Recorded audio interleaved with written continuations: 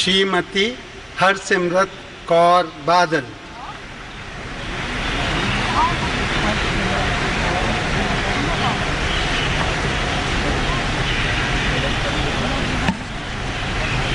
I, Harsimrat Kaur Badal,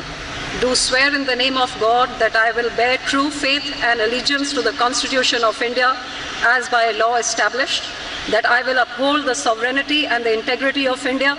that I will faithfully and conscientiously discharge my duties as a Minister for the Union, and that I will do right to all manner of people in accordance with the Constitution and the law,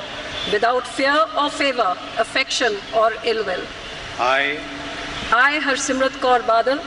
do swear in the name of God that I will not directly or indirectly communicate or reveal to any person or persons any matter which shall be brought under my consideration or shall become known to me as a Minister for the Union, except as may be required for the due discharge of my duties as such Minister.